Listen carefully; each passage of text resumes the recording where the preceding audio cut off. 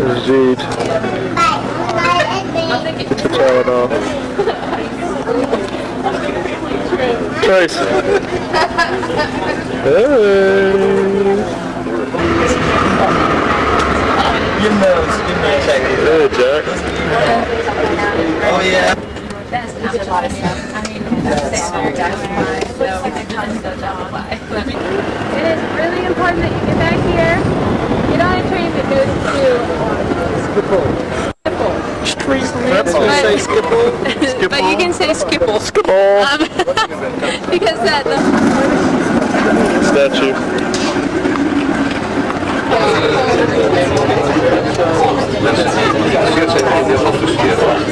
Die staan normaal gesproken op internet. Het is natuurlijk een heel fijn plekje om deze avond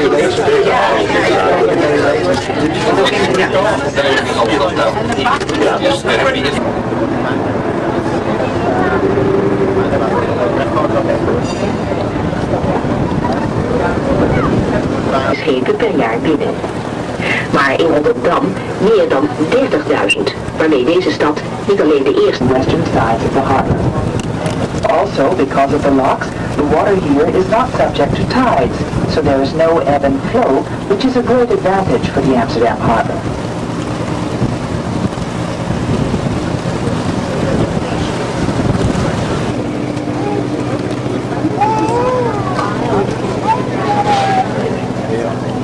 We have the bell gable in the form of a church bell, the net gable with a straight shoulder and neck, and the frame or Italian gable, a flat frame shape.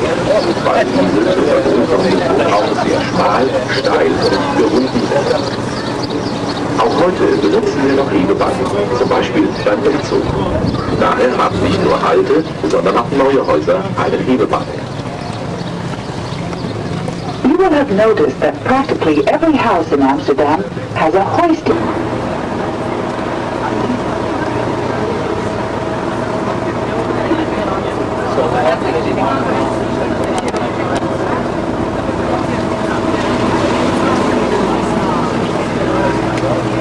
The more than 1,000 bridges in Amsterdam is the skinny bridge that you can now see on the right-hand side.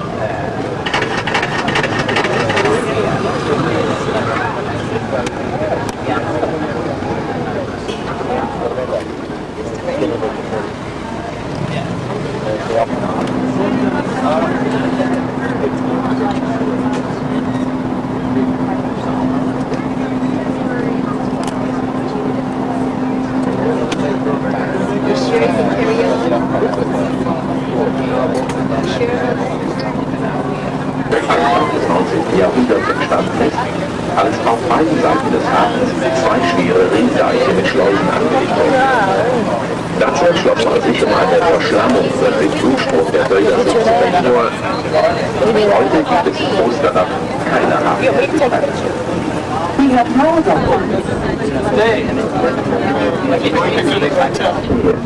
Het staat bekend onder de naam Schreerstoren, omdat vanaf deze plek de schepen vroeger naar zee vertrokken en de vrouwen hier afscheid moesten nemen.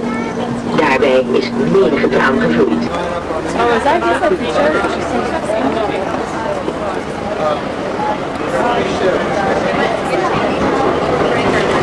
So, what are we going to eat then?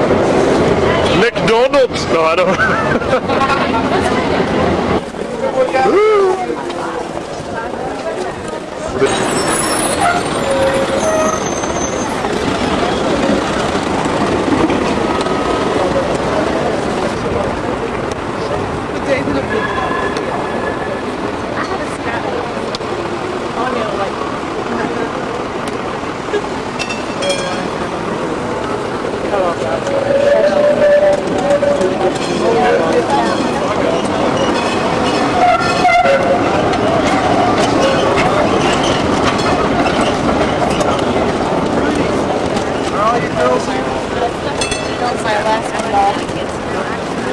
I got about 8 minutes worth of video. All right. Action packed.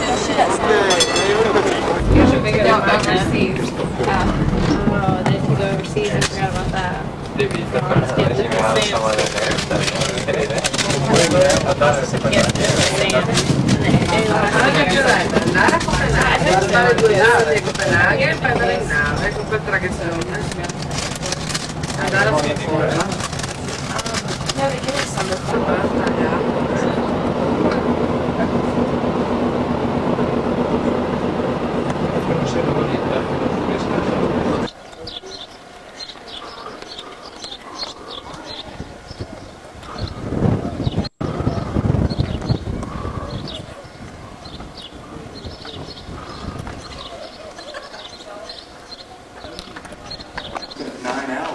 Is that the phone? How do you use it? It's a walk in the park.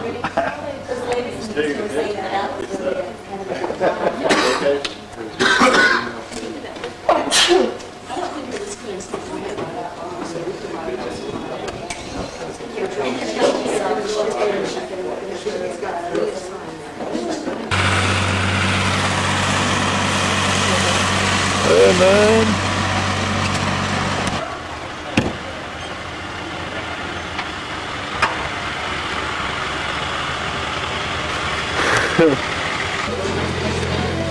Header. We're helping. I can barely see you through that. We're living here for. You can even change your money. You can even change your money. Depends on where you go. Some places, it depends on the day. Finish my side. What's Jeep doing? I've been paying. She's talking. She's talking. Oh. It's something I don't know. We're having fun yet? Messy. Oh yeah. We're gonna step in there. Filming, hanging up people's underwear. Oh, that's great. That's great.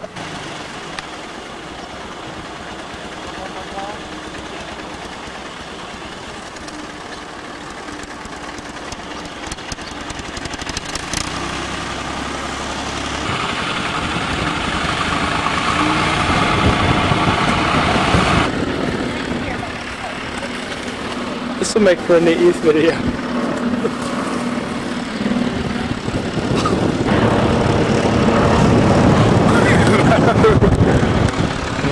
Hey, come build. Hey, he's gonna be like, oh my god.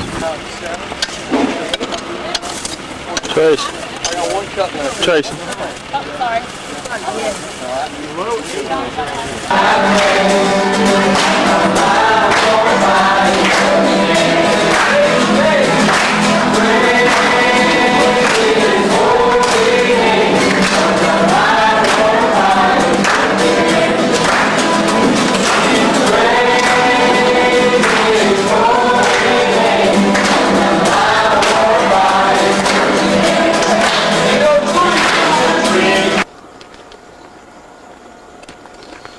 That's the old city of Palestine and the West Bank there. We're headed on our way to Anapatris, Acts chapter 23, verse 31. There you can see the city of Tel Aviv coming into view. That's Jack Glidewell videoing. Alright, we're on our way down to Anapatris. Grow anything out here. If they can get water to it, it will grow. There's the West Bank again, and here we are going down the railroad track heading toward Anapatris.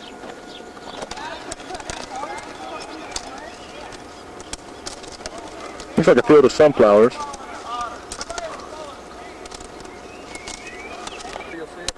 This is Anapatris.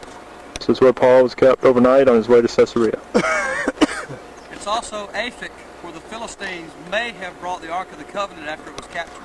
Aphek, you heard him. When the Philistines captured the Ark of the Covenant, Matt Collins says that this is because possibly Aphek. this is the Aphek referred to in the Old Testament back when Samuel was the judge over Israel. This would be the same place. Wow. Well, we're on our way there.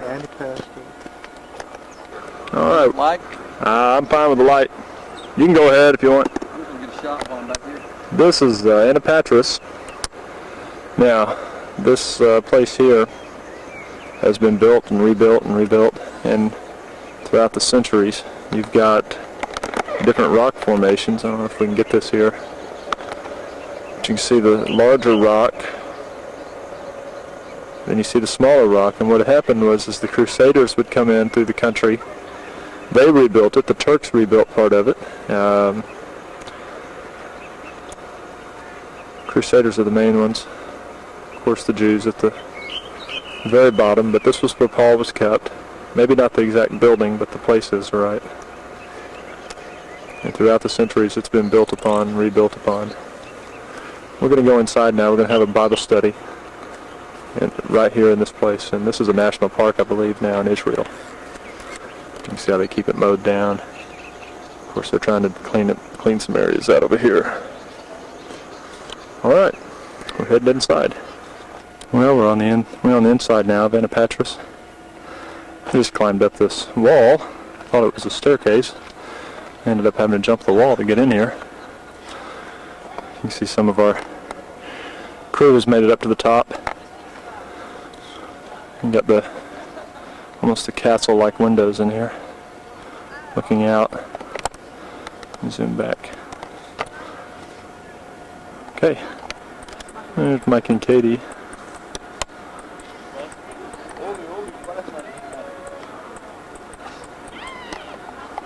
There's Gigi and Heather.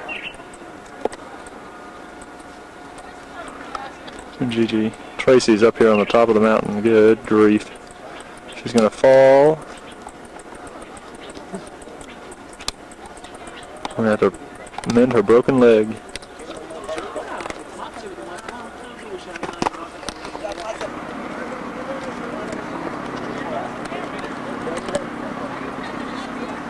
That's Bo, one of the... Hey, Bo. Hey, what's up?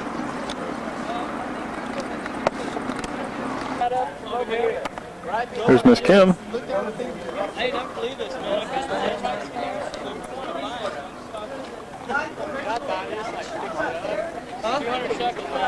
Oh, that says.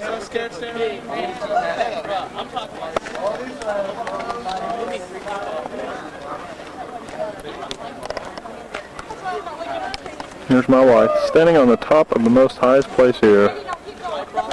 Good grief.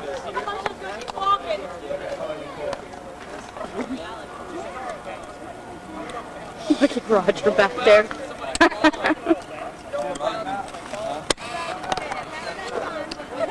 She's had all she could take on top. We'll see if she can make it down. There's Roger Glidewell coming down. Hello, Amber. Quit right. Jeej.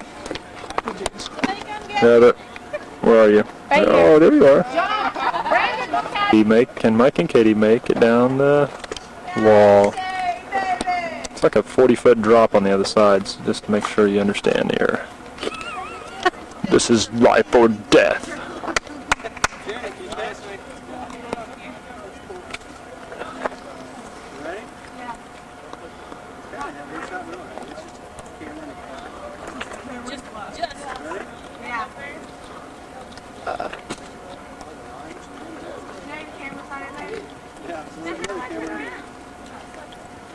Bet a cell would be like that when they were looking down there.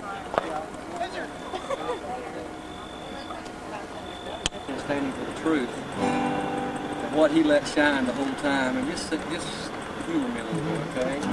This little light of mine, I'm gonna let it shine. This little light of mine, I'm gonna let it shine.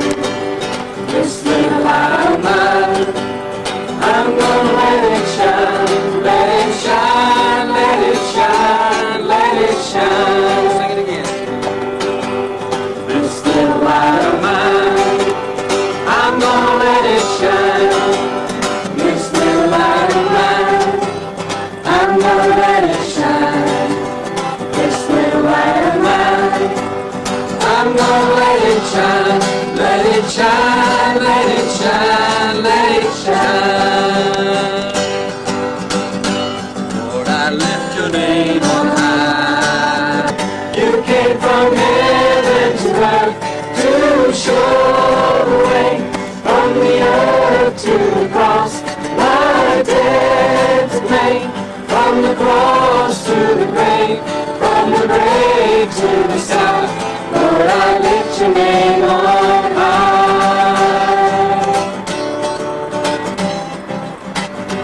Lord, I lift your name on high. Lord, I love to sing your praises. I so glad you're in mine.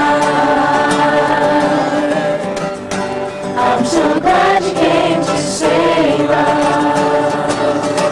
You came from heaven to earth to show the way, from the earth to the cross, my debt to pay, from the cross to the grave, from the grave to the sky. Lord, I lift your name on high.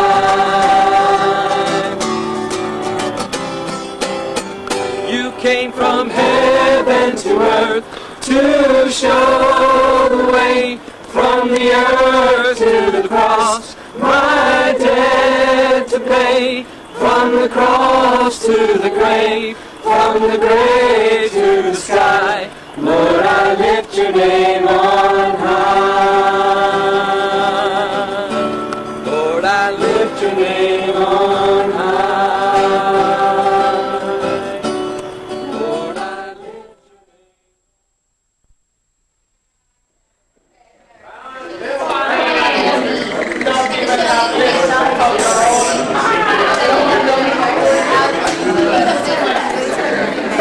This way, right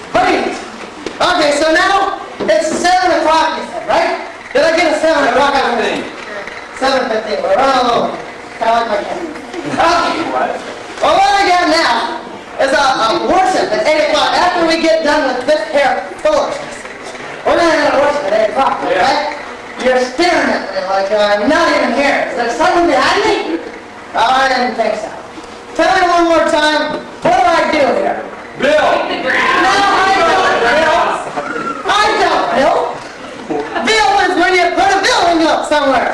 I am Bill, but I keep the ground. I am groundkeeper. Yes. And I am going to be your friend and constant companion throughout the rest of the weekend, okay? Does everybody have that? Sure. Very nice. This is sort of a gift pointed for me because I haven't got the chance to meet y'all yet, but I'm looking forward to it. Okay, so then we got to work from 8 to 5, okay? Then at 9:30 you got some free time. I understand that the kiosk is going to be open. And I understand there you can get some ice cream and some soda pop. So be ready with your jingling in your pockets. And then we have door devotions at 10:30. So that gives you about an hour of free time to enjoy the kiosk. And then your lights have to go out at 11 o'clock. If you don't turn your lights out, I will personally turn them out for you. And you don't want to see me while I do it. It's a little something I picked up on my travels out east.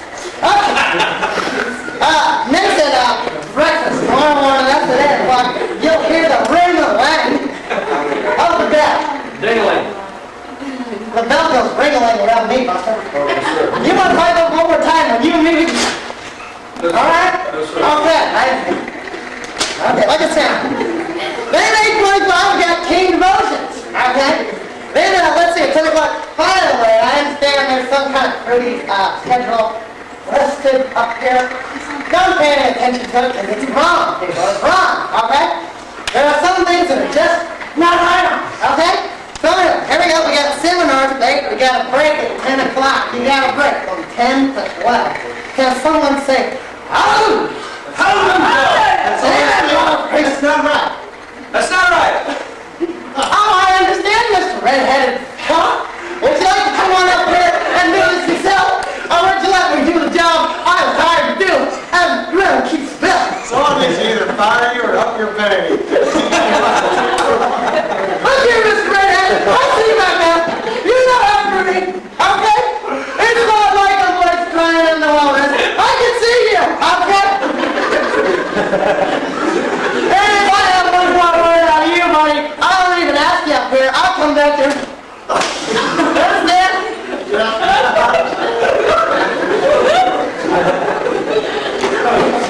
Okay. There we go. So what do we got back there, Mr. Know-it-all? What do you got for me at 10 o'clock? So there's a morning Bible study at 10:30. Oh, okay. So free time has been greatly shortened from 2 hours to an hour and a half. Let me tell you something. I already don't like how I'm being treated this year. How about you? Okay, well, there we go. We got seminars following the 10:30 Bible study at 12 o'clock. Then we got lunch at approximately 1 o'clock. Let me tell you something. Lunch around here is, from what I am told, fantastic. Okay? Then we got afternoon recreation and free talk. And that lasts from 2 to 5 o'clock. I think they're going to have tournaments for it. You know, maybe a little soccer and maybe a little volleyball. And if you want to, maybe you can even say some scripture verses or something. Hey, there is it. Why don't you have a seat? Why don't you come and join us? In case I haven't met you before, I'm Groundkeeper Bill. And I'm pleased to make your acquaintance. Okay.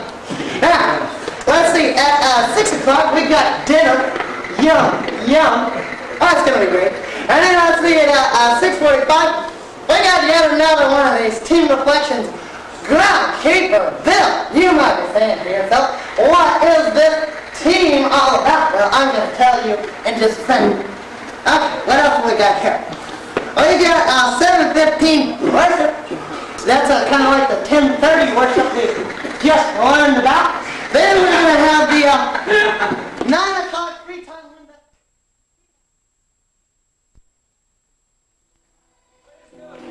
Perfectly in the rock is written. Whoever did these things, it must have been a computer error because I knew I wouldn't have made this mistake. But ain't no tree. We're going to lift this brain all over. So you just got to do this number here all over again. And long I left my hands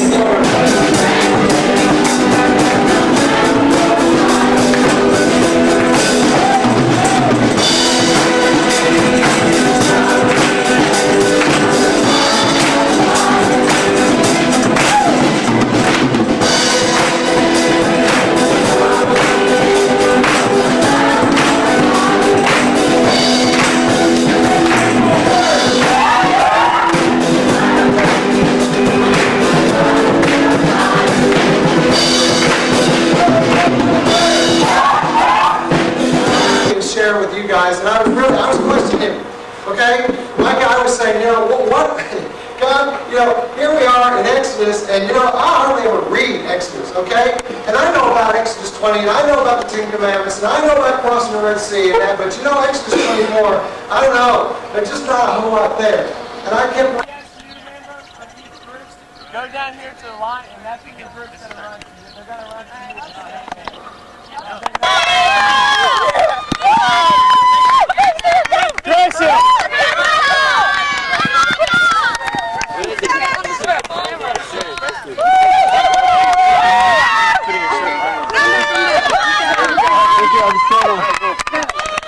Okay, go, go.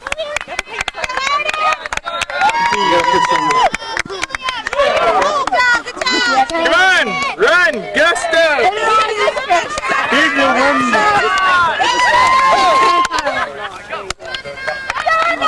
You're wearing a lot of shirts. Where's your breastplate? Where's your whatever?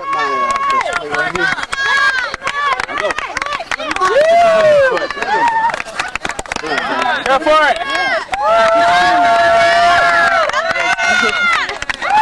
Go, go.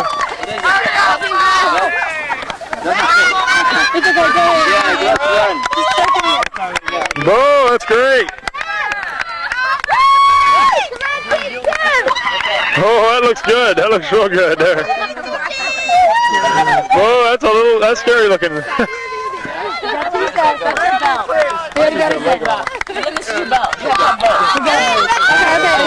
Yeah. Here's my belt. That's my sash. Oh yeah.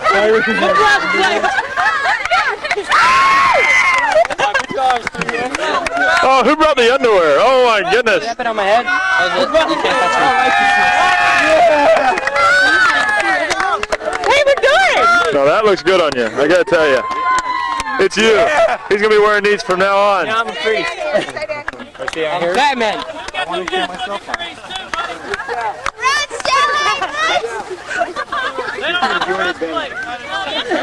I have two. Y'all stay. All three stay down there. Get his turban on. Put his turban on. Okay, y'all smile. Sure, man. Left side. Look. 1, 2, It's my shield of faith.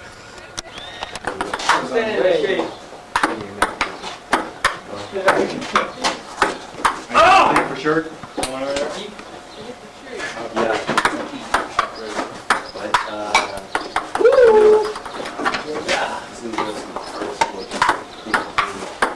This is the International Baptist game, Mike. International Baptist game? Yeah. Baptists all over the world. Yoni and Dave. The ping pong. Yoni's from New Zealand, though. Oh, yeah? New Zealand versus America. New Zealand. Where do you live, Yoni? College. Where's that?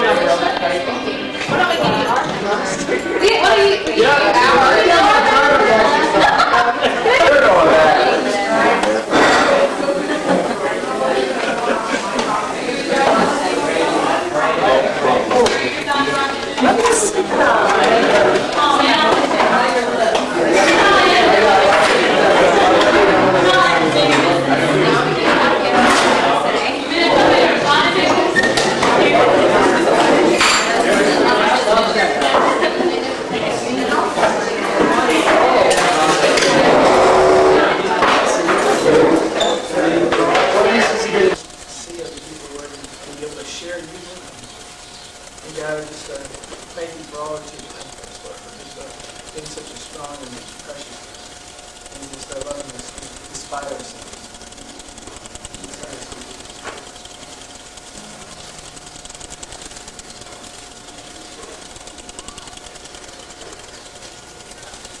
God, I just can't believe you broke through.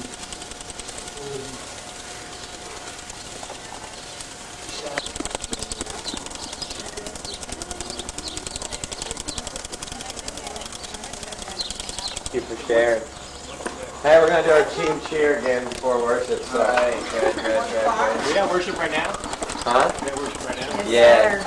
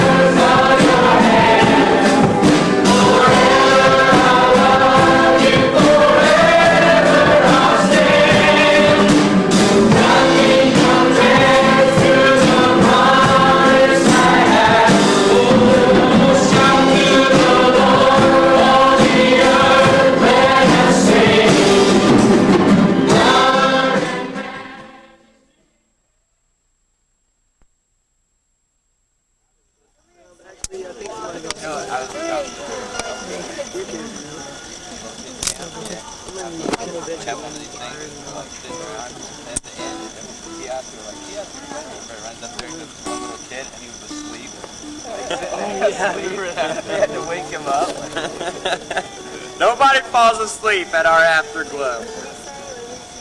This is the most having an afterglow you'll ever be at in your entire life.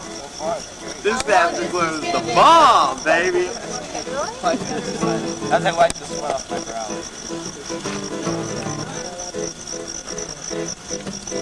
Got the glowing part,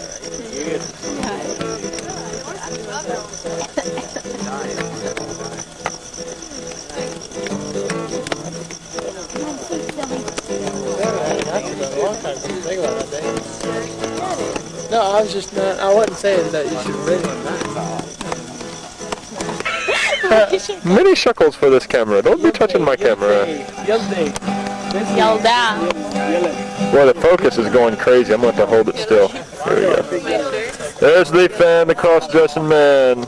Is he bothering you? Natalia. Rebecca. Is that Rebecca? It's okay, you don't have to lie. It's hard to tell. Elizabeth.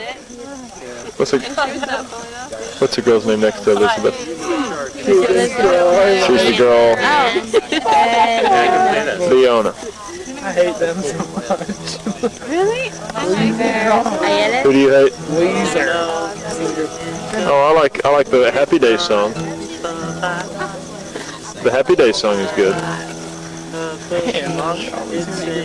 And I die. Yeah, right. Yeah. If I'm on my own, I can't entertain myself, but if I'm around people, I can just act stupid. Shekels, they run through the fire. A Already a mascot. Ooh, did you see the... Dear God, thanks for this camp and thank you that we've grown so much closer together to each other, and God, and that we've drawn closer to you through this camp. And Lord, as it comes to an end, don't let us forget you. Don't let us forget that our focus should be you and not our dreams, not the promises you gave us, Lord God, but you alone. Pray for tonight, Lord God, that you just draw everything to a natural close, Lord God, that camp will be one that we'll remember, Lord God, and look back at years to come as something that you've done in our lives, Lord God. In Jesus' name, amen. If you got your Bibles, I'm going to be reading out of John. If you don't have your Bibles, it's all right, because, well, I've got mine. Tonight, I want to talk to y'all a little bit about, and I'm just going to make this short. I just want to talk a little bit about what to me, what I understand it to mean to be a believer, a Christian. And I'm going to read you some passages that are, I'm going to give you one simple point, and then I'm going to read you one story out of John that kind of tells you what I think is like the best, one of the best examples of mere Christianity, what Christianity is about in its most pure form. We start out by reading a verse. It's John 13. If you have your Bible, it's John 13, 34 and 35. It says, "A new command I give you, love one another. As I have loved you, so must you love one another. By this all men will know that you are my disciples, if you love one another." Love for all other people, Christian, non-Christian, whatever race, whatever socioeconomic level they may be at. That, in my opinion, is the essence of a life that follows Christ. God is a lot of things, but God is love. There are two types of commandments. In the 10 Commandments, we'll take those for example. And what I'm going to try and do tonight, let me give it to you really straight. I've got to have reasons. I think a lot of you are like me. I think a lot of you, maybe just because of your age, just because you're young and inquisitive and curious. Some of you because of the position you're in. Some of you because of who your parents are. But I think a lot of you are like me in that you need to know why, and you need to have reasons. So I'm going to try and give you a couple of reasons. I'm going to try and give you a couple of answers that I've come to. And they may or may not work for you. They may or may not be the right reason.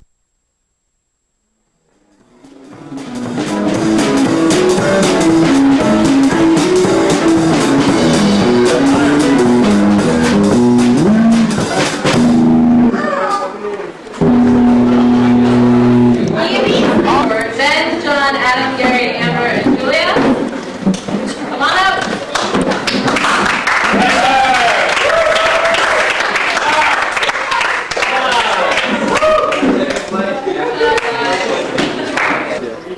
Hey guys.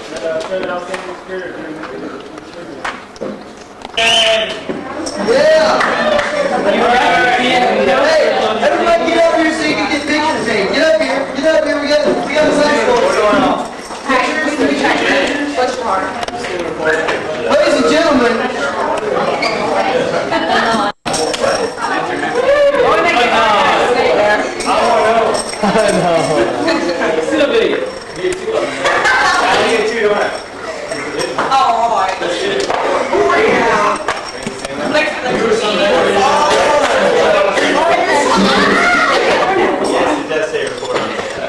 Who y'all think lost? 3, 2, 1, 3, 2, 1, Well,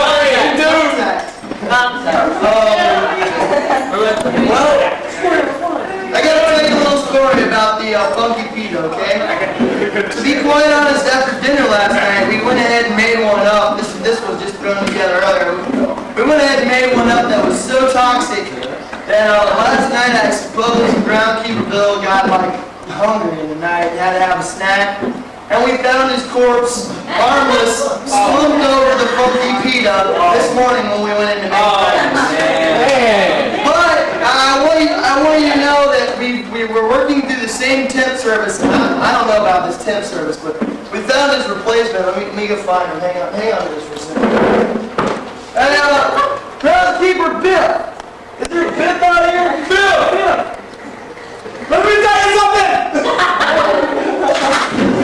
Definitely gonna stop working through that same temp service. Oh goodness. Hiya! Hey Bill, that's what killed my brother! You wanna tell us who lost? Look, you just kinda stay somewhere so you're not gonna hurt anything. Okay, you wanna tell us who lost? It wasn't even close. It wasn't even close? We didn't even really have, we only had a glance at the point. Wasn't the winner like, didn't the winner have like 4 times as many points? It was 4 times as many points. We're not even sure if this team was here this weekend. What team was it? It was Team 2. Team 2!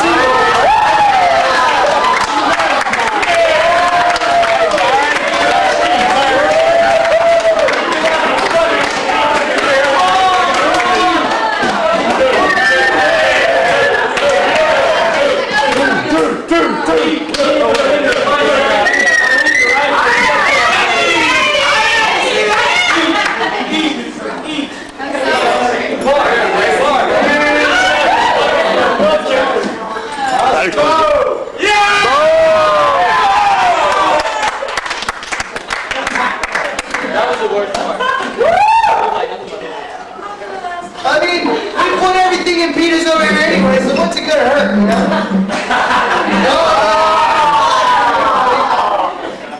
Get some rice. Get some rice. There's some rice. That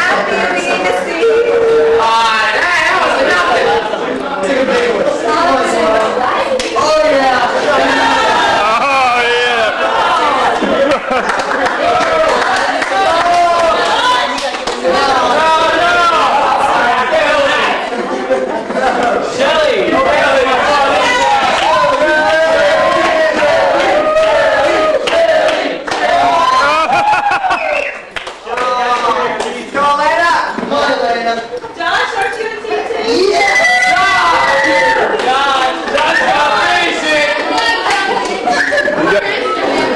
You have to eat the rest. No, Josh is the last one.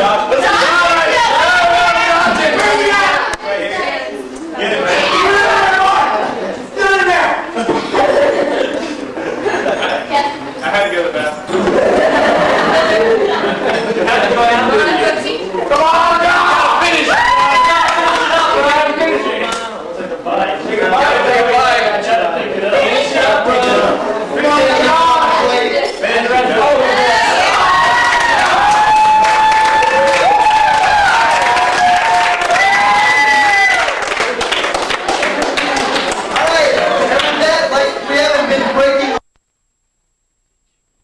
Endurance, long-suffering, meekness, gentleness, goodness, temperance, faith. And then there's also one day a week I go out and I hit trees. You know, I pick trees with soft bark and I punch trees, and yell at rocks and stuff, kick things.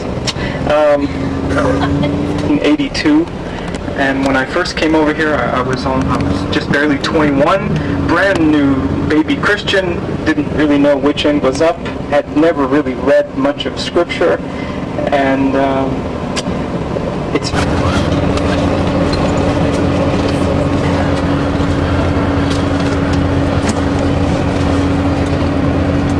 You know what, I think I'll take chapter 8.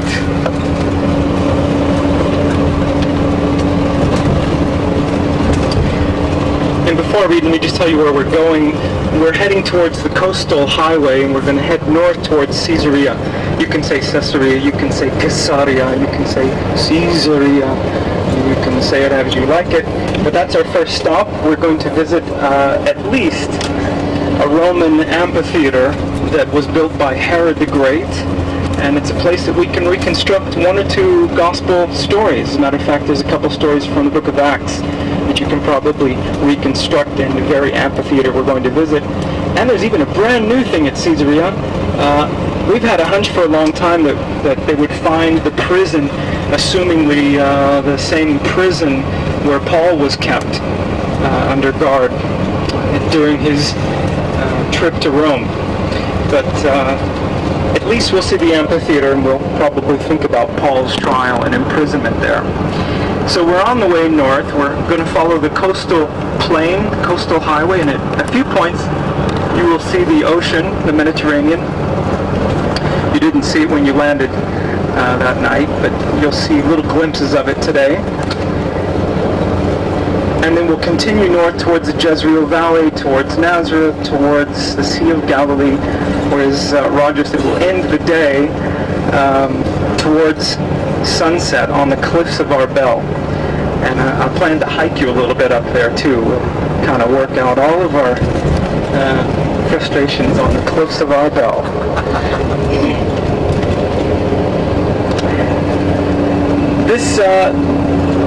This passage in Deuteronomy, chapter 8, it's got a lot of good thoughts in here. I think I'm going to read quite a few verses, so just listen along as I read, and then we're going to talk a little bit about some of this imagery here. Is this where Elvis performed right on the Elvis was here. What's up with this foot? Well, you know, it's significant that they found just the foot. That's Hadrian's foot. Hadrian was the emperor in the 2nd century AD. He's the Roman responsible for crushing the Second Jewish revolt. And he was pretty thorough, so it was standing out so the Raj is right in the head. Hadrian's Wall in England, Great Britain, it's the same Hadrian. So arches all over the place, triumphal arches.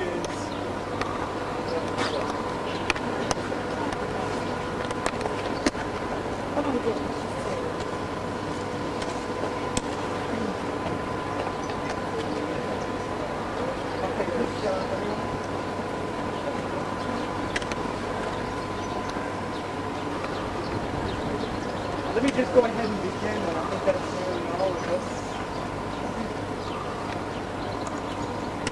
I've limited time, basically 4 days, to try to give you a certain understanding and feel for the place, the history, the scripture, and the inspiration here. Pretty tough to do in 4 days, so we're going to go at kind of a faster pace than you want to. I want you to see everything. That's just my nature. But there's a few things here I think that are substantial to any New Testament reader or believer.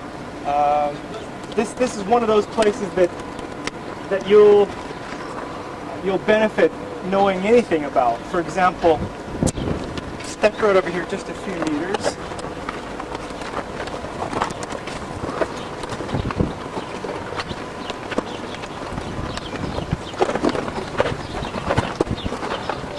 There's a little statue here. It's actually a very small one, and that's the original. It's we assume a young boy with a lamb over his shoulders. That would probably tell you it's from the Christian period. When is Christian period here in Caesarea? I'm going to just throw out a name for you because I'm going to throw this name out quite a bit. Byzantine Christians live here in this country for about 300 years. Let's just say from 324 to 638 AD. It's roughly 300 years. And during that time, you could say it's just the extension, the natural extension of the Romans being here. The Byzantine Christians did a lot of the same sort of thing the Romans were doing. They built a lot of the same structures. The only difference is they built a lot of churches, and they're definitely, they have a religious mindset more than the Romans. But to the average local, let's just say for the next 30 minutes, I want you to think like you're locals, and you've had an invasion of Romans in your country. It's sort of like the American natives, the invasion of the white man, for just a comparison. And you're a local, and suddenly Greeks and Romans and all kinds of people are coming here and they're building, and every time they build something, it has the same sort of look, like statues, stone statues. Whether it's Christian or Roman, it really doesn't matter to the locals. It's just another stone image, an idol. This would be an idol to your average Jewish person of those days. And still today, a lot of Jews would have trouble with that. They'd say that's just another idol. Now, for the Gentile believer, that's pretty significant. That's a breakthrough type of statue. It's not venerating some Caesar or emperor. It's just an average person with a sheep over his shoulder, and we assume it's got some Christian connection. So for your Gentile who lives here, that's a significant thing. It's not something probably worshipped. It's more meaningful that this is the Christian age, you know. For your average Jew, it's another pagan Roman influence. Okay? I hope I'm not going to confuse you too much, because I'm giving you two impressions at the same time. In the next 4 days, you're going to think like both natives of Jesus' world and also like intruders at the same time. I want you to get both of that. Again, attesting Roman presence. The Romans also wrote with Greek, but here's a Latin inscription, and it mentions a name that you all know. I'm sure that you all know. You might know this name as well. Tiberius, Tiberium, and there's missing parts, but we know what the parts are. There was a dedication of a new building, and whenever we dedicate a new building in our modern times, we usually put up a plaque with an inscription, a memorial plaque dedicated to, from, so-and-so, you know. Here we have the person who built this building, Pontius Pilatus. Pontius Pilate. It is the one inscription that we have that mentions his name. Now we've got a lot of texts, New Testament text, Roman text, even Josephus mentions his name. But this is the first piece of archaeology. I'm probably talking to people who have a lot of faith. So you've believed all along there was a Pontius Pilate, right? But there are a lot of people, even Christians, I even know some ministers, who really never put too much stock into the actual person, probably just made up later on to match the story or something. This guy existed, and we've got now archaeological proof. Yeah. How do people believe there was a pilot? That's what I'm on. I intentionally wanted you to sit where you are, actually. This is appropriate because some of these are the few that are original seats. You can look around and see that even the modern stone chairs are resting on pretty much ancient foundations. Most of the foundations of this amphitheater are original. And I've been trained to use certain terms. Some of them are Latin terms, Greek terms. And when I talk about archaeology, sometimes I forget to tell you what some of these terms mean. But I'll talk about in situ, or in situ, as you pronounce it, doesn't really matter to me. It means as it was found. And there's a lot of in situ here in this amphitheater. For example, there's a couple of seats right here that are just exactly as they were found when they were uncovering this. And you probably wonder, how did a big old amphitheater like this get buried? Most of it didn't get buried. In fact, you could say most of the seats were stolen or used to build other buildings here in later periods. And it's forgotten. I would say almost all the top tier was exposed. And they had to do very little sifting to get down to bedrock. And the amphitheater shape here at the very bottom is the orchestral chamber. And there's quite a bit of in situ there. You can see, well, certain times of day you can notice that the marble down there has a greenish hue to it. So the orchestral chamber has a lot of original marble from Herod's day. Then there's a stage. And underneath the stage are 3 or 4 changing rooms, dressing rooms for actors. That's all in situ. All the dressing rooms are as they were found in original condition. Then there's a bunch of things missing from this amphitheater that make it, well, they help the acoustic value significantly. We're missing about 40% of what this could be. there's a backdrop missing. There's a whole stone, in Greek it's called the skina, that's the scene, the backdrop, and it should be about 2 stories high, and it should have all kinds of niches for idols and statues. It was very decorative. I'm sure we've got a few amphitheaters like this if you've ever been to Greece or Rome or Turkey.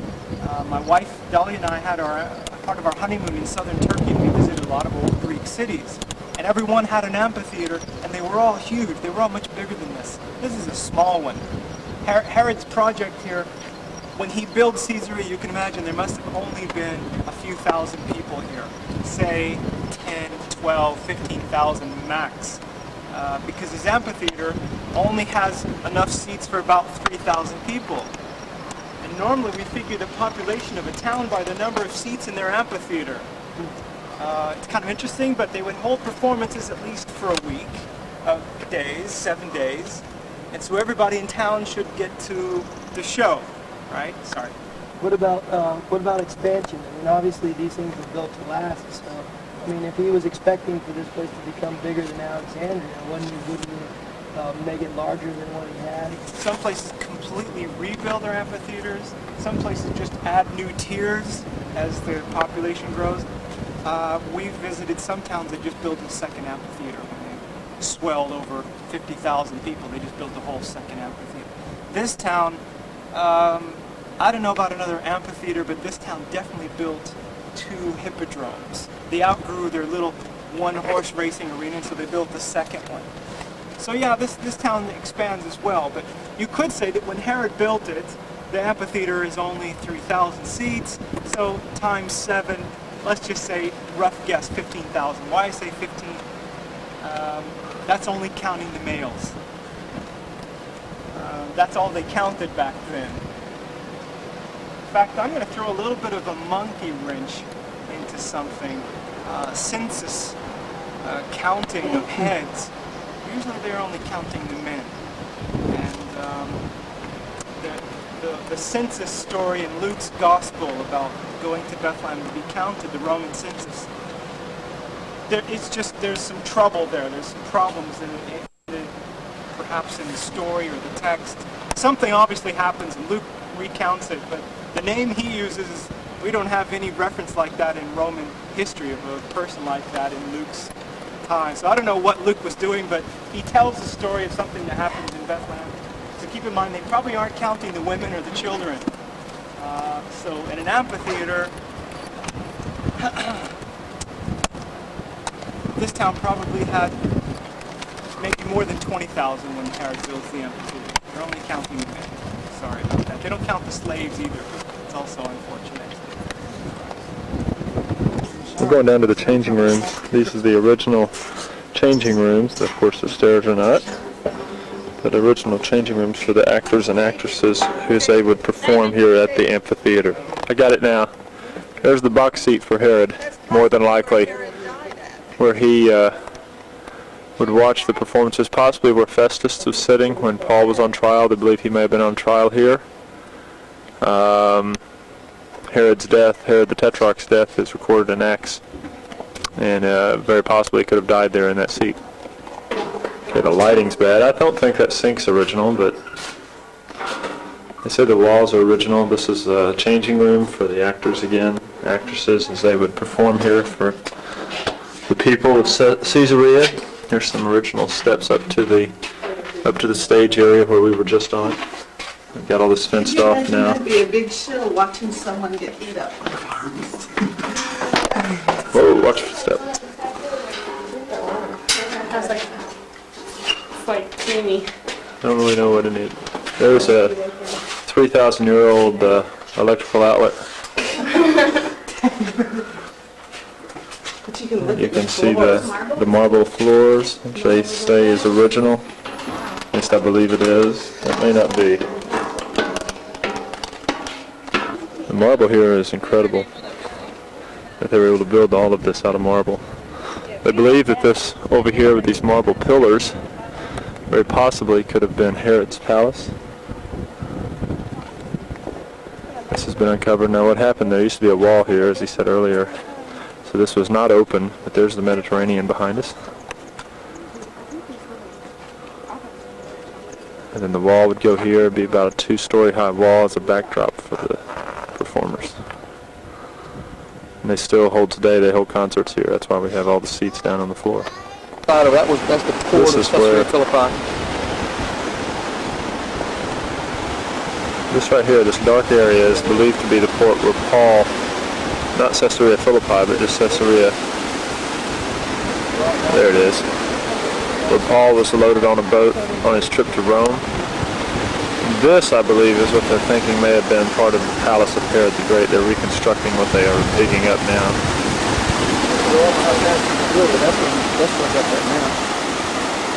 Here's your archaeological dig as they're uncovering more and more parts of a palace. I don't know that some of this may be originals. I believe most of it all is original stuff.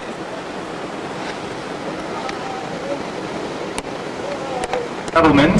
This is a kibbutz. They live in a circle, work together. Just after the turn of this century, this all used to be the best way to survive here, sold to the Jews, as they say, the old saying, strength in numbers.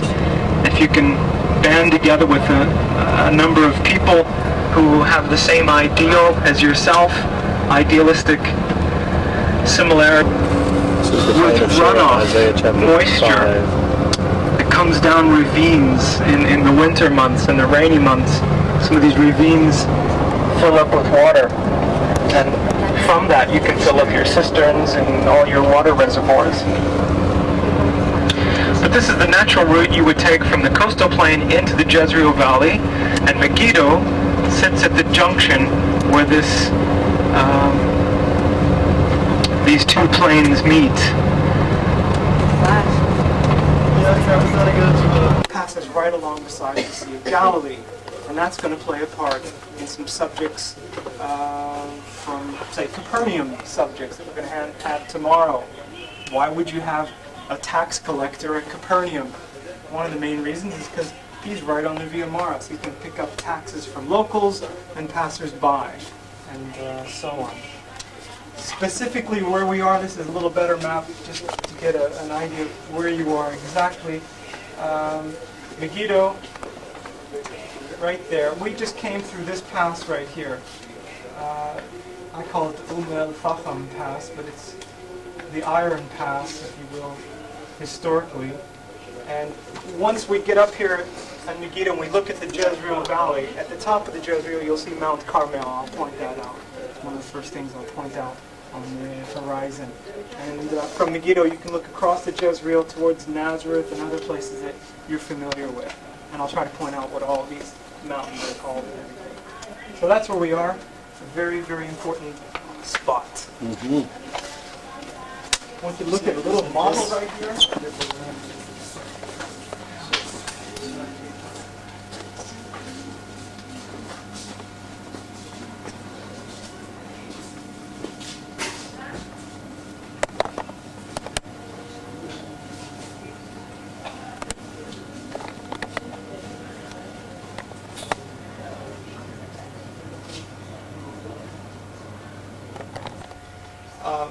We don't have time to go through and look at every ancient foundation, but what you need to know in general is that it was a fortified city on a small hill that has a history that goes back probably to the middle of the 4th millennium BC, so 3,500 BC and more, and mostly by, you could say, Herod's day, Jesus' day, Megiddo is abandoned. It's just a pile of rocks.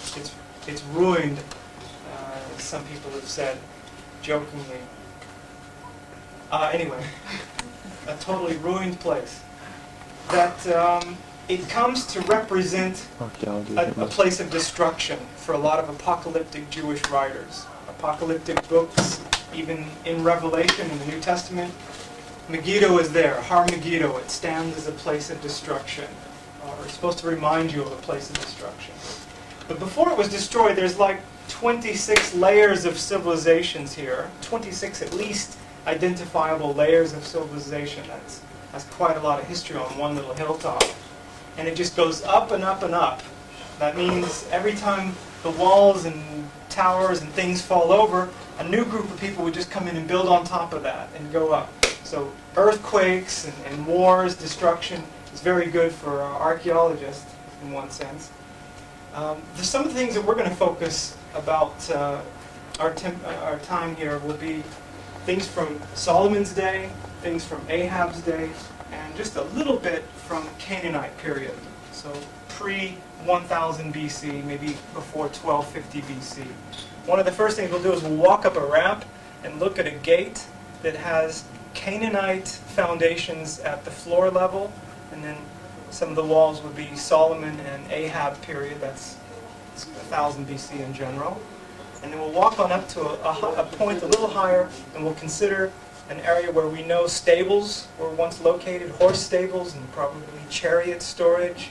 Again, Solomon's day, Ahab's time.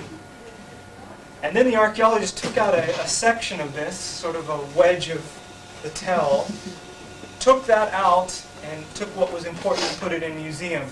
Underneath, what they found underneath, at one level, was a very significant find from Canaanite period. I guess I'll save a little bit for the actual site, but it's a high place. You've probably read about high places in your Bible readings, places of worship that were normally associated with pagan, Canaanite practices, sometimes sacrificing animals, sometimes sacrificing, if you're Amorites, or Ammonites, sorry, some of them even sacrifice children at places like this that you're going to see. So a high place. We'll take a look at that, and then we might work our way up to the center of the Tel and consider maybe some of their food storage and grain storage. Now what we don't have time for here, but we do have time for in Jerusalem, here you've got there was a problem with most ancient Canaanite city planning. There's always a problem. Water, your water storage, the active springs in your area. Usually you're going to build on a hill for protection, strategic reasons, but your water system may be down at the bottom of the hill. And in this case, the spring is over on, I don't know your name in a white t-shirt, but I've seen your face. Elizabeth? Last year? Yeah. So just next to Elizabeth there's an old spring. Used to come out this gate, and you walk way around to draw your water, and then you walk way back around up the gate into the city. Tedious, problematic, especially if you have an enemy. They come along, they find out where your spring is, and they prevent you from reaching your spring. And they set up a siege line around your walls, and they just wait for you to run out of water. And it may take some time, it may take a year, but your cisterns will run dry, you'll run out of water, and you'll surrender. So the Canaanites, a few of them, got real smart, and they dug right down through their village, straight down a vertical shaft, and then they angled over to their spring. And they built this tunnel to bring spring water inside the city to a series of cisterns underground. And then they covered up the outside of the spring so nobody would know where it is, and that takes care of most of their water problems. They did this in Jerusalem. In fact, it happens, the Jebusites did it first, and Hezekiah, he came along in 720s BC and reworked the system. You're going to walk down Hezekiah's tunnel when you reach Jerusalem. And it actually has water in it, a fresh flowing spring, so you're wading through water for the whole length of the tunnel, which is 5 football fields long, underground. You're going to walk through this. Did we have time last year? We squeezed it in? Yeah, we're definitely going through this year. We did this 2 years ago. We may have had time for this a couple years ago.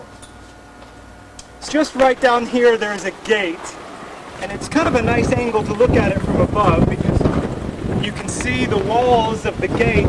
There's just a thin passage between. It looks like they called a maze for mice. Going right through there. See what I'm talking about down here? Thick walls of the gates and a narrow passage between. The top of the passageway can be sealed shut with a big thick wooden door or something. If you're in a time of war at nighttime, you might close your gates. You know the story of Samson. He carries off the gates of the city. We're probably talking about the wooden doors at the front of the gate, which I would suggest are very heavy, very difficult to carry off with just one person. But the gate is here. This is the main gate of the city, and it's a doubly fortified gate. That's one part. Once you come through there, you come up the hill about where Roger's standing, and you come through a secondary gate, which is right here. And only one half of the gate is standing there. But let me just point out that from about right here and below, they've dated to Solomon's period. And from about right here and above is Ahab. Remember Ahab and Jezebel? The Elijah period, Elijah the prophet. He wrestles a lot with Ahab and Jezebel's prophets, the Baal and the Ashtaroth prophets. The other half of the gate is here. They decided to excavate underneath it, so they took half of it out. But you have a double gate, one down there and one up here. They're both from the same period. It's kind of strange, but the mentality is, if you're an enemy and you want to crush the city and you want to take this town, there might be a spot on the wall around on the back 40, back side over there, that has a weak spot. In fact, you might have a wall that's very flimsy and weak. But that doesn't matter to an enemy. He's going to attack your gate, because that's just the way it's done. It's sort of like in the Revolutionary War, when you had all the British soldiers in nice formation and the American sort of guerrilla tactics from behind trees and rocks. It's the same mentality, you could say. Attack the gate and you break the people, they'll be yours. So the idea is that you want to have a pretty thick, fortified gate, something that is of stone, something that's pretty permanent and difficult to tear down. What I'm describing to you is also spiritual. Have you ever heard of the gates of hell? Have you ever heard of the gates of Hades? It's a very popular story in Matthew chapter 16. Help me out, look it up, because I can't remember if it's chapter 16. Yes, it is. It is Matthew 16, where Jesus says to Peter, "Who do people say that I am?" Or he asks his disciples, "Who do people say that I am?" Peter says, "You are the Messiah, you're the Christ, the Holy One." And Jesus says to him, "You know what? Man didn't reveal that to you. That was my Father in heaven who revealed that to you." And he goes on to encourage Peter and about the faith that Peter has and everything. And he says, "You know what, Peter? You are Petros. Your nickname is Petros. You're one of these. You're almost a pebble. Petros is a small rock, maybe a stone like this." That's Peter's nickname in Greek. But he says, on this Petra is a big rock. It can be a mountain if you want. It can be a big old rock. On this Petra, I'm going to build my congregation. I'm going to build my church, and the gates of hell won't stand against it. Yeah. The gates of hell aren't going to stop my church movement, the God movement, if you will.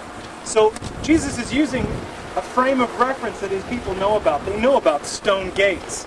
They know about how strong they are and how imposing they would be. If you're an enemy and you're coming from out there and you're attacking this town, that gate's going to look pretty impressive to you. You're probably going to be a little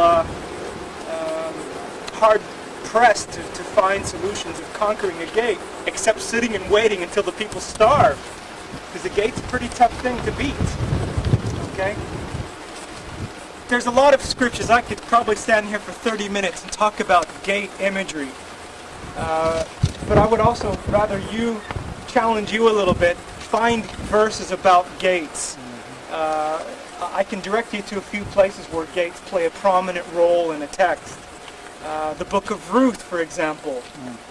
At the gate of a city like this town, Ruth's future, what's the Moabite? Boaz? Her mother-in-law? Yeah. Naomi. Blueberry vine? Yeah. Ruth eventually, the Boaz connection. Boaz is an official of the city. You can imagine Bethlehem in Judea probably had a wall and a gate system like here at Megiddo.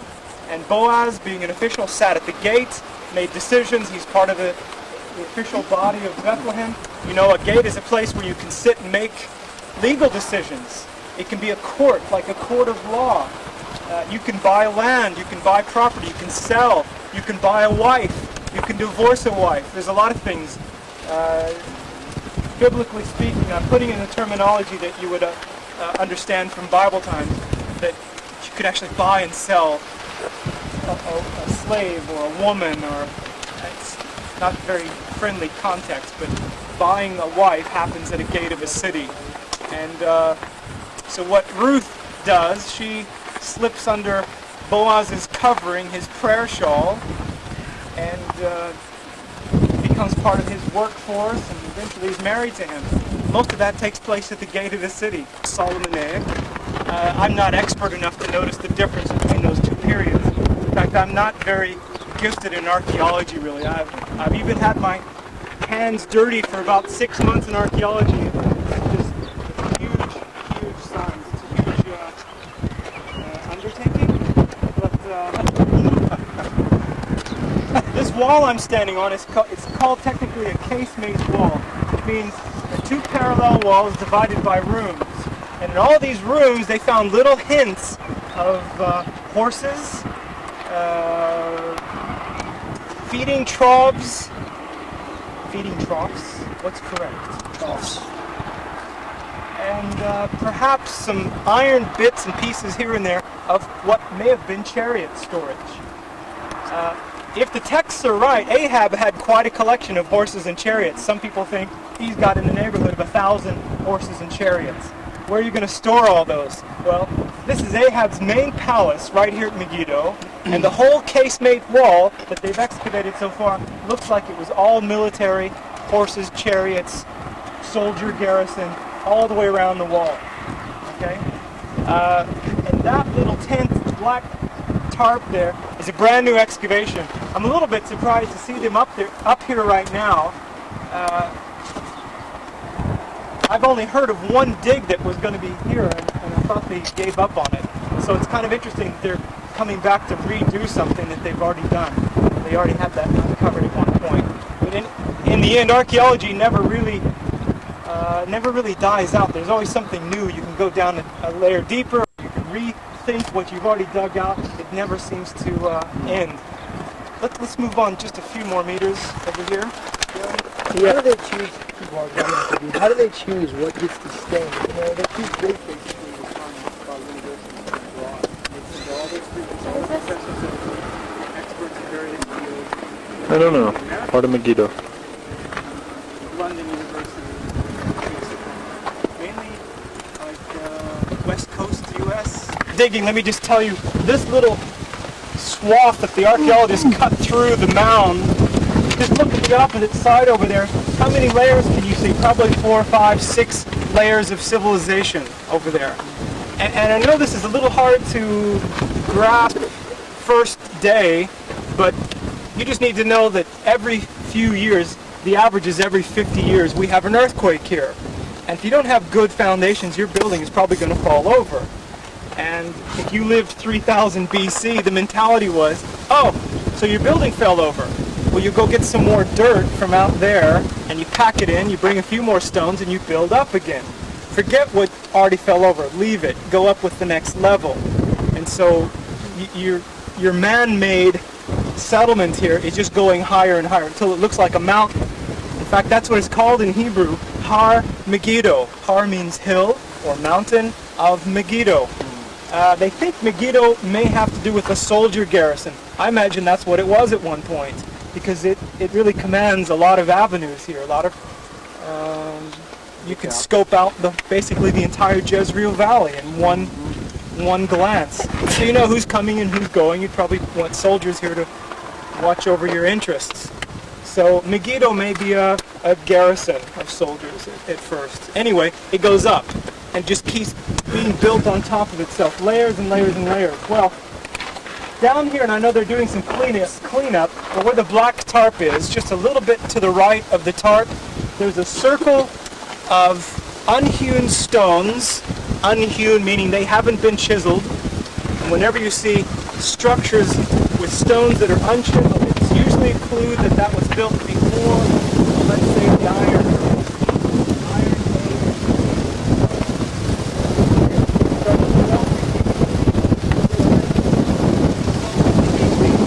That structure is probably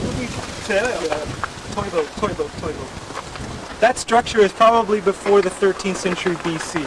It's solid, squarely in Canaanite times.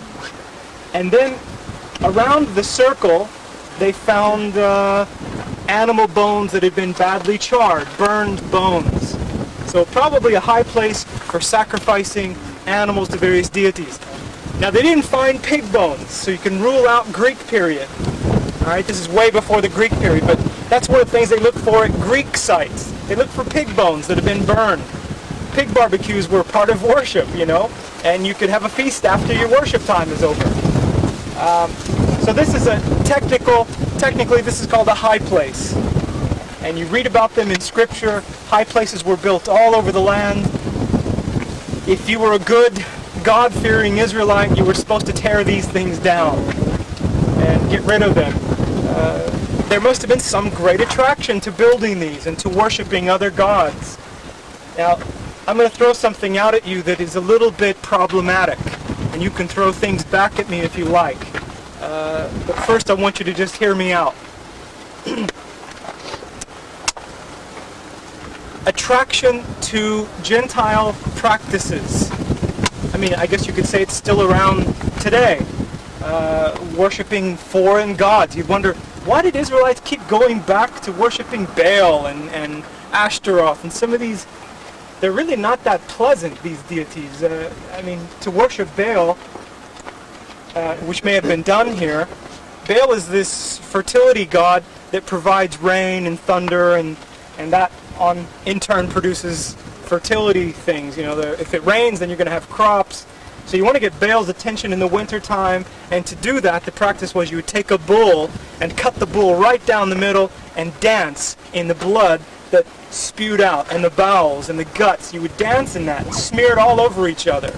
Blood rites and blood sacrificing, and that's not all. That's only half the story. The other half is that you were doing this in the nude oftentimes.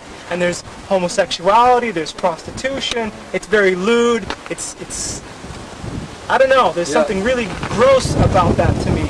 Dancing in the blood of an animal. That's part of Baal worship. What on earth is attractive? What makes Israelites go into Baal worship so many times? Do you have any idea? Have you ever studied this? This is not what you talk about in your average Sunday school class, I guess. Come from the intermarriage?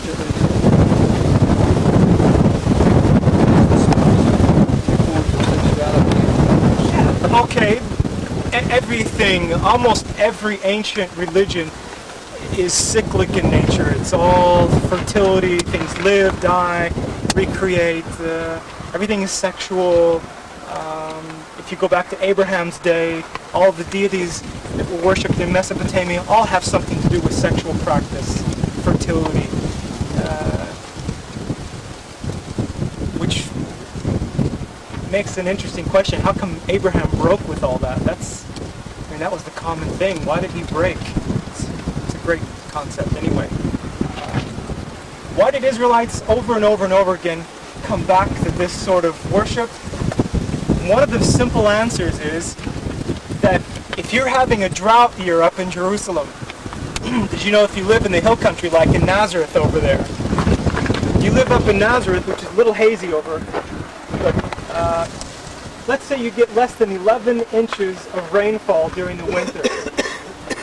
That means you're probably going to have crop failure. If you have crop failure, the only people that are going to have crops is where the runoff goes to, and that's the valleys, and the Canaanites are in the valleys. The Canaanites are getting more rain and runoff. They're having more crops, and they're owing it to their Baal god, right? So the Israelites are going to say, well, what's the problem if we take a little Baal worship if it produces rain? That couldn't hurt much, could it? If Canaanites are getting rain after all, they're getting rain, what's it going to hurt us to take a little bit of the Baal worship? We won't take all of it. We'll just take a little bit to get the rain. And I think really that's in a nutshell what happens. So many years you have drought, you go over and you try to figure out, well, how come Canaanites are doing so much better?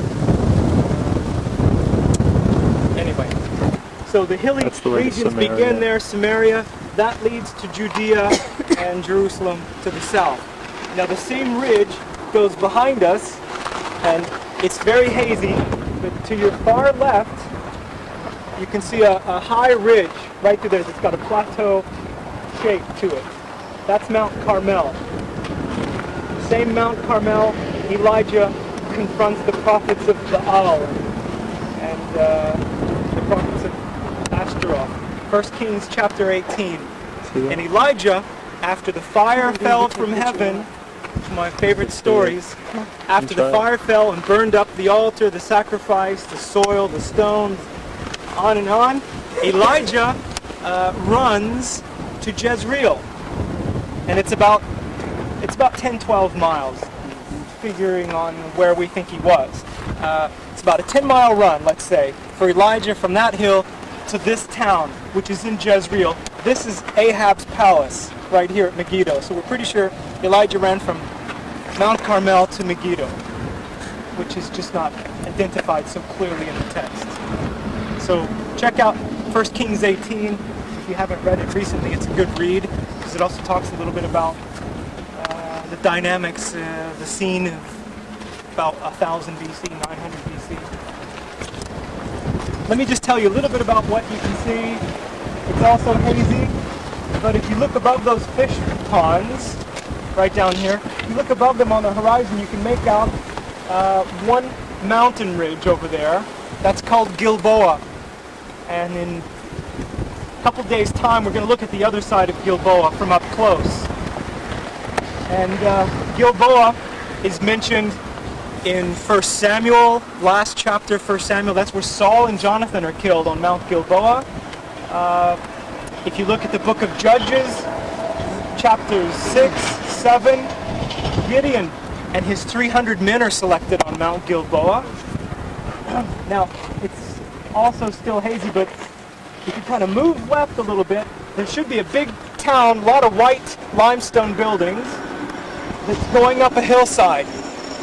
I apologize, I figured it'd be more clear by now in the afternoon. That hill over there is called Mount Moreh, the hill of Moreh. And if you read Judges chapter 7, Gideon and his 300 men fight the Midianites at Moreh, Mount Moreh. And in the middle of the night, 300 beat apparently thousands. I don't remember the number, if it's even told, Midianites. But Gideon? 33,000? 33,000 Midianites on Mount Moreh, Judges 7. Mount Moreh, the name in Hebrew, is very interesting to me. The roots, you're still okay? Got a lot of energy, attention span is still there? Good, because I'm almost done. The root of Mount Moreh is Yara, which means to take aim with an arrow, or with instruction. So you take aim with your instruction or with an arrow. So Moreh can mean a teacher or an archer. And I am quite convinced that certain expressions, even cropped up in English, get the point, may come from the synonymous association between words like teacher and archer in Hebrew. It's the same word. So I'm not surprised that we have expressions like get the point. Torah. You've heard the word Torah? I think I've already said it a couple of times. Torah in Hebrew usually means the first 5 books of the Old Testament. Genesis through Deuteronomy, Torah. But you could also say Torah, in one sense, talks about the entire Old Testament, or the entire canonized Old Testament of Jesus' time could be referred to as Torah or Tanakh. Strong arguments for either way. Torah is from the same roots as Moreh, to direct instruction like an archer or a teacher. Okay, so Torah, this is the main title of Jesus in his day was not rabbi. Rabbi was still a little bit too new. A lot of people didn't like the term rabbi. Jesus is one of them who does not like the term rabbi. It's too assuming. It's too... modesty is a question here, I think, with his argument about rabbi. Later on, by the end of the 1st century, 2nd century, rabbi is perfectly acceptable as a position of authority, a rabbi, a teacher. But in Jesus' day, moreh is the accepted term, teacher. So moreh of Torah, teacher of Torah, teacher of God's teaching. That's really what Jesus is. I'll begin reading it. Say 12, the 6th angel. Okay. The 6th angel poured out his bowl on the great river Euphrates, and its water was dried up to prepare the way for the kings from the east. Then I saw 3 evil spirits that looked like frogs. They came out of the mouth of the dragon, out of the mouth of the beast, and out of the mouth of the false prophet. They are spirits of demons performing miraculous signs, and they go out to the kings of the whole earth to gather them for the battle on the great day of God Almighty. Behold, I come like a thief. Blessed is he who stays awake and keeps his clothes with him, so that he may not go naked and be shamefully exposed. Then they gathered the kings together to the place that in Hebrew is called Armageddon. Okay, that's good enough. I think you get the picture. I'm not going to claim to have any answers, really, on what this possibly means or where it's possibly going to happen, but I'll share what I do know from other Jewish writings on this subject. Jewish writings from Jesus' day, Essene writings, Dead Sea sect writings, other apocryphal sorts. Whenever they mention Har Megiddo, the hill of Megiddo, Har Megiddo becomes Armageddon. It actually sounds like a Greek sort of Latin combination. It's really 2 Hebrew words that have come together. And that's going to happen a lot of times in New Testament, where Hebrew words come together and it forms something completely different and new sounding. For example, Gethsemane. You're going to find out that Gethsemane is 2 Hebrew words that have kind of been meshed together. It sounds funny, but you'll understand it as we go on. Capernaum. There's a lot of names and places. Hebrew words that have been sort of squished together. That's acceptable. Yeah. In other apocryphal writings, such as the Dead Sea Scrolls, they talk about Har Megiddo, the final battle, and they talk about it happening down near the Dead Sea, which I'm not so sure is so out of line with what's mentioned here as well. When it talks about the great river Euphrates, there's huge debates over whether we're talking about Euphrates the river or Parat, the spring east of Jerusalem. Either way, I think you get a scenario of things happening east of Jerusalem. Zechariah 14, the Lord fights against the enemies that come up against, and then he stands on the Mount of Olives east of Jerusalem. Seems like it does make a little more sense. But anyway, Har Megiddo, or Armageddon, can happen anywhere, according to other Jewish writers. It can happen all over this country. It can happen outside of this country. But wherever it happens, it's going to look like this. Jews in Jesus' day used this as a symbol, as a place of destruction. Figurative language. Whenever you see that final battle, wherever it happens, the blood's going to be up to here, and a lot of death and destruction. The final result, it'll look like this. So I don't want to say it's wrong to come here and say it's probably going to happen in this valley. This place is going to be the final battle. I don't know, maybe. But what is more accurate is to say after the battle, it's going to look like this. So I would say I think it's more studious and more wise to say the emphasis is on being prepared, so that you don't go naked and shamefully exposed. Be prepared. Stay with it. Like the 10 virgins story. There's 5 who stay with it, and they're ready, and then there's 5 who are not so ready. I would say that's the main message here. Because you don't know when it's going to happen. You know what it'll look like afterwards. So be prepared. Stay with it. Israel. The word Israel, Israel, means striving. It's continual. It's a wrestling match. It's something you stay with. It's actually a wrestling match with God in one sense. You're in there. You're in the ring with Him, and you got to stay awake at all times. You get beat up. I'm sorry to put it in that kind of term, but that's what Israel meant for a while. Yeah, that's right. Might end up with a hip out of joint, obviously. Steps for those who are walking, carrying burdens, perhaps.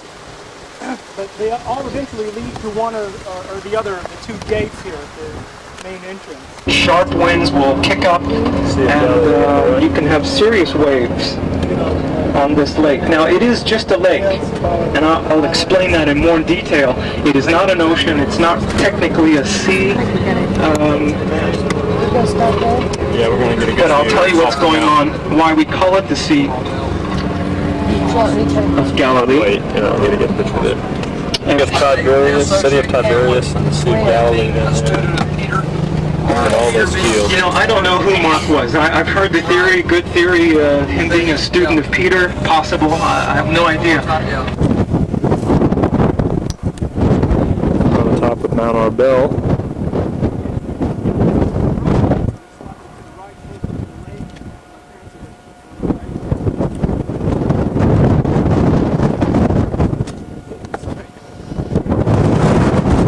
That's the Sea of Galilee there. That's where Jesus concentrated most of his ministry. Now, something else about these cliffs where we're on, below us, underneath us, there's a fortress that hangs on the side of the cliffs. And I want to take some of you down, and you can see, if you don't go down, you could even see some of the fortress from here. There's a tour group standing down at the base of the fortress. And it's a man-made series of caves and houses that are just cut out of the rock. And it was a zealot holdout. You know, you think of Masada, the suicide and the zealot story. There's also one of those here. In fact, there's two zealot stories here. One of them is also got suicide involved. Herod the Great fought against some Jewish zealots right here. His story is the worst. I think it's one of the worst in all the history books about, killing and how brutal that people can be to each other. Herod's is the worst. He poured hot oil down the side of the cliffs. He lowered people in baskets to shoot arrows into the caves and the cliffs. He starved these people out. He marched people off the top. You know, he was brutal how he dealt with Jewish zealots. And he's supposed to be a Jewish king, Herod. Supposed to be. Later on, Byzantine Christians built a monastery, and then the Crusaders, one of their only contributions is they rebuilt the monastery, and it's pretty fantastic, this Crusader fortress down there that survives. So, good view. Also, up this canyon, if you walked the canyon, it naturally takes you towards the Horns of Hattim. Beyond the Horns of Hattim, a half-day's walk is Nazareth.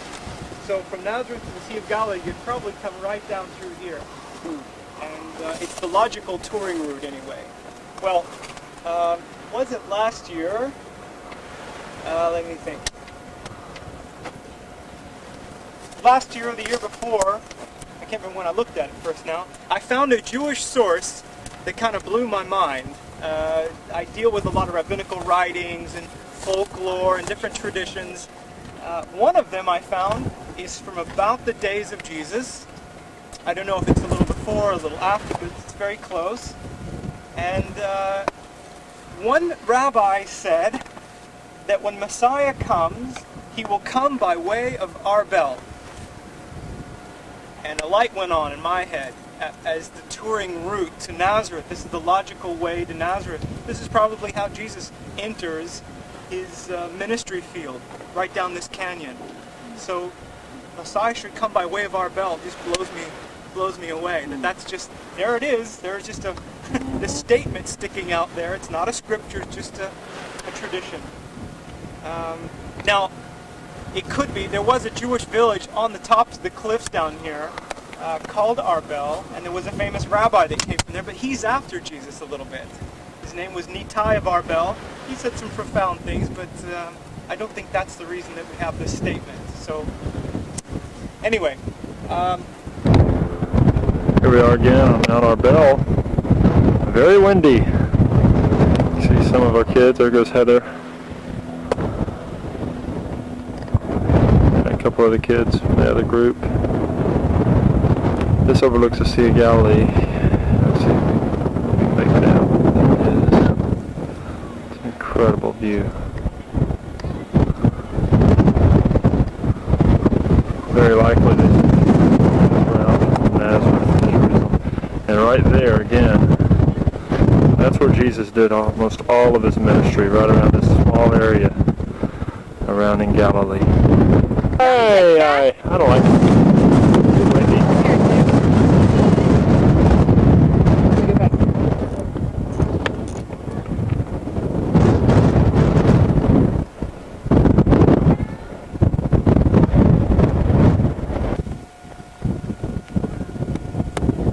And here they come, running down Mount Arbel, dancing like fools. Oh, they're like butterflies, flitting in the wind.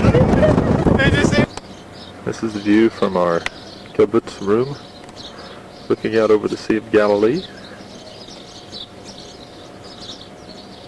It's pretty hazy, you can't see the hills from the other side of the sea this morning.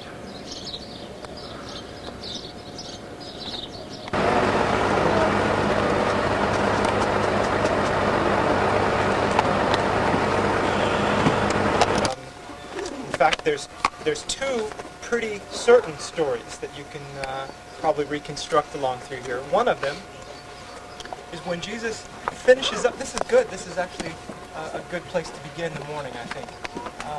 Opposite us, which you can't see the other side for the haze this morning, but it's not that far. It's about 8 miles to the other side. Immediately opposite us on the other side is the area, supposedly the area where the demoniac. We've got a little audience right here. You know, the legion of demons go into the swine, they go down into the lake and are drowned. After that sequence is Jesus comes back to this side. Both Luke and Mark, they both deal with Jesus coming back over here, and he has to deal with healing a couple of women. And it's a really beautiful story. In fact, maybe we could just begin with that story, because I think it's one of the more significant miracle stories of Jesus.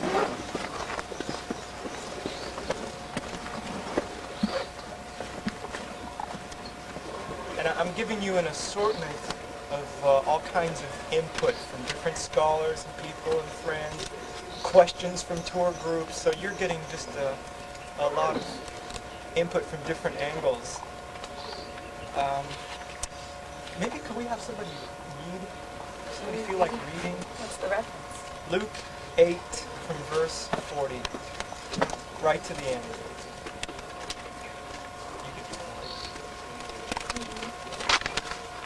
Any volunteer reader? Verse 40? Yeah, would you mind standing facing the masses? Now when Jesus returned, a crowd welcomed him, for they were all expecting him. Then a man named Jairus, a ruler of the synagogue, came and fell at Jesus' feet, pleading with him to come to his house because his only daughter, a girl of about 12, was dying. As Jesus was on his way, the crowds almost crushed him, and a woman was there who had been subject to bleeding for 12 years, but no one could heal her. She came up behind him and touched the edge of his cloak, and immediately her bleeding stopped. Yet all the footnote says she had spent all she had on doctors. "Who touched me?" Jesus asked.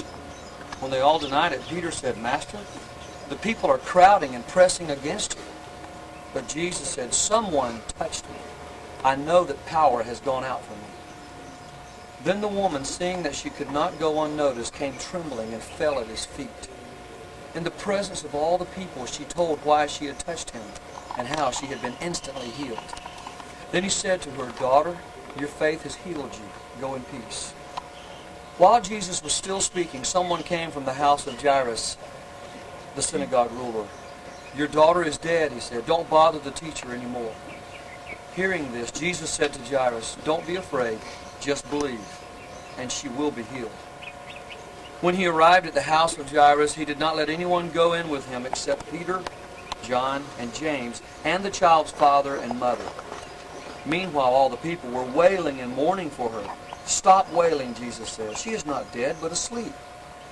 They laughed at him, knowing that she was dead. But he took her by the hand and said, "My child, get up." Her spirit returned, and at once she stood up. Then Jesus told them to give her something to eat. Her parents were astonished, but he ordered them not to tell anyone what had happened.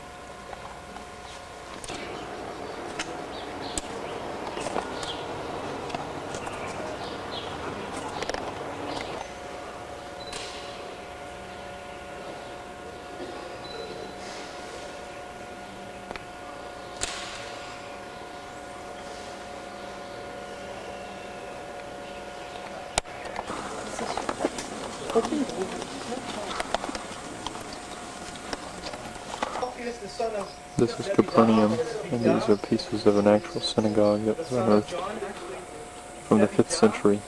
You can see the Star of David, the 5-pointed star. Actually animals on this piece here, which is pretty uncommon, but there's a family still living in this area with the same name. 4 centuries, 5 centuries after Jesus. this is what they believe may have been Capernaum. Scholars don't think it is, but history, tradition says it is. See a relief on this piece of the synagogue that looks like the temple, and it's on wheels, which shows that this was built after 70 AD when the Romans destroyed the temple in Jerusalem. The rabbis changed the rules, saying that since we no longer have a temple, the temple goes where we are. That's symbolic here.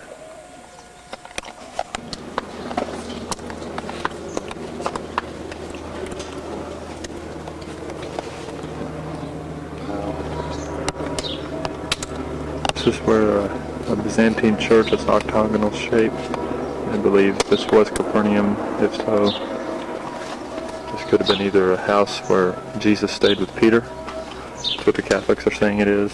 And maybe it was the house where the paralytic was healed. We don't know. The most important part of Capernaum is over there, but there's no archaeology to go on. Just pausing here in the sun, but I wanted you to see another courtyard, probably 1st century or so. Usually in a courtyard you will find certain tools like grinding stones. Look at those grinding stones down there for flour. Huh. You see if there's a cylinder stone that sits on top of a cone shape. Now there's another cone. We're standing inside of what was a 5th century synagogue here at the traditional site of Capernaum. Catholics have begun to reconstruct it. I believe that this 5th century synagogue sits atop the 1st century synagogue. And this is the house of meeting. It's right next to the 1st century houses that we were looking at earlier. As we move into this room, this is a house of study. So the synagogues had a house of meeting and a house of study. That was to be, study was to be used throughout the week. This is a promise. I'll make a promise to you. I realize it's real. This is a floor tile from a home in Migdal. Migdal is where Mary of Migdal, Mary Magdalene, was from. On the floor tile on the right, you can see the 2 towers. On the left, you see a man throwing a net. The bottom left, you see fishing boats showing the fishing industry. Here we see more artifacts from the synagogue. More reminders right there on the top of this capital here. There's a menorah. Menorah, there it is, menorah. Again showing that the temple has moved into the home. This is a mile marker from Caesar's day showing how far it was back to Rome. These were in all the big cities. Here we have an olive press. The olives are put here. They would be dried. And then the dried olives would be put under this limestone and the oil would be pushed into that thing. The word for olive press is 2 Hebrew words, gat shamim, which you get the word Gethsemane, which reminds us of the pressure Jesus was under when he was in the garden.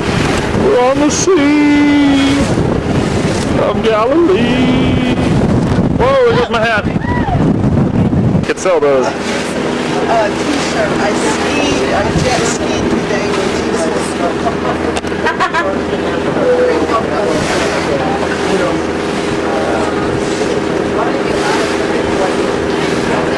Right along the popular place to cast nets. This typically is not the kind of net you throw from a boat. No way. You throw from the shoreline, so we're trying to get it pretty close to the shore. Otherwise, there'll be little chance of a catch. I used to hold.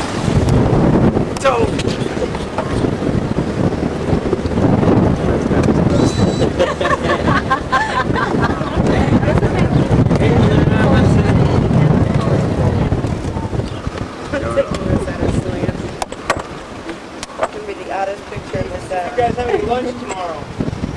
Lunch. No lunch? No, nothing shaking. No lunch yet. No soup for you.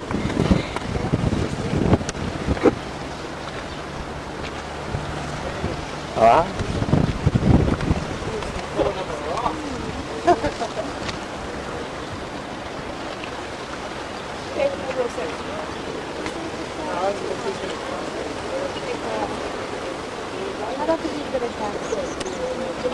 I think he is.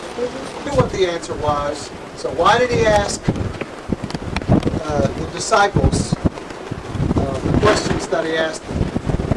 He did it as a test. And by the way, they failed.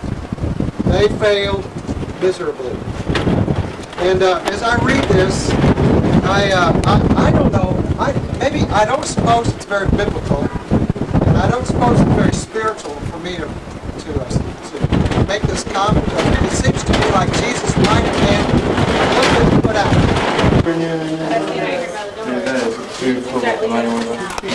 This is a first century boat found in the Sea of Galilee, much like the one maybe the disciples used. Oh, you gotta close it in. Take no pictures without a flash. Oh, you're not coming down to the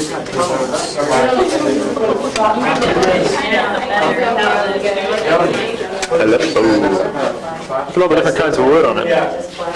When they were digging the boat out and the water was rising, they covered the boat with a styrofoam fiberglass base coating, and then they floated the boat out. So you've got several photographs of that event.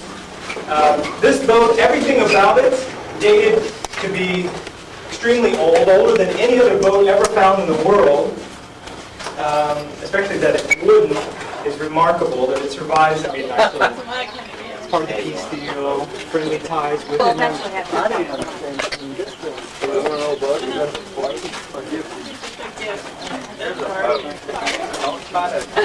Don't put it in the water.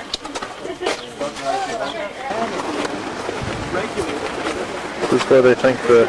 I was to suggest those doors that you see near the arena floor. Arena means, I think, dust. Near the floor of the gladiatorial arena, there are doors. There's larger doors and smaller doors. The smaller ones are for animals, and the larger ones are for humans. So you would have humans pitted against animals here, blood sports, humans against humans, and then there's a certain distance between the floor and spectators. So that's just an example of a gladiatorial arena that's here in this town. Guess what? It's an ancient Greek city of the Scythopolis. This place is awesome.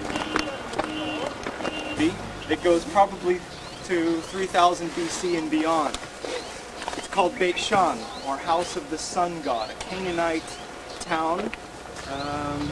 Egyptians come here, they conquer this, they talk about Beit Shan in quite a few Egyptian texts, so it's a very popular place. It's sort of on the Via Maris. If you turn left from Beit Shan, it's only 4 miles back to the Jezreel Valley, which is linking up with the Via Maris quite conveniently.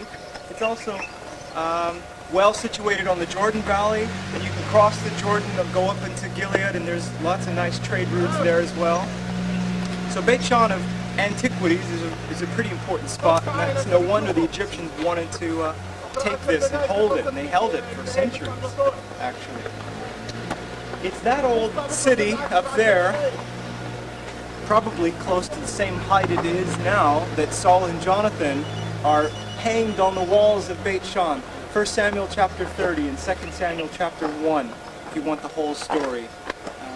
The end of 1 Samuel talks about the death of Saul and Jonathan, David mourning for them, and their bodies were taken down in the middle of the night and given proper, well, semi-proper burial by another Jewish group in the middle of the night from Gilead. A little town that Saul had once helped a group of people from the Jabesh Gilead, and they, in respect to Saul, come in the middle of the night, take Saul's body down, and Jonathan's, and they burn the bodies, which is not a normal burial, but I think they burned them because the bodies were headless and it was defiled, so they just burned them. But that's the old town of Beit Shan. So if you want other references, there are not too many in Scripture, but there's quite a few outside of Scripture to Beit Shan. Let me just say this, that First Temple period that ends in 586 BC, this town is also abandoned about 586 BC. Maybe the people here were also carried off to exile in Babylon, we don't know. But the town ends in the 6th century BC. And there's about 300 years where there's nothing here substantial. There's no major town or civilization. It's abandoned for about 300 years. Alexander the Great comes through, 330s BC. And after Alexander came through, he began to pluck out various groups and relocate them. You know, we talked about this the other day. And he relocated a group of Scythians. You ever hear of the Scythians? They're actually from the steppes of Russia. And they were warlike, nomadic peoples. And he embraces some of the Scythians that he thought were good guys, I guess. And he plants them here.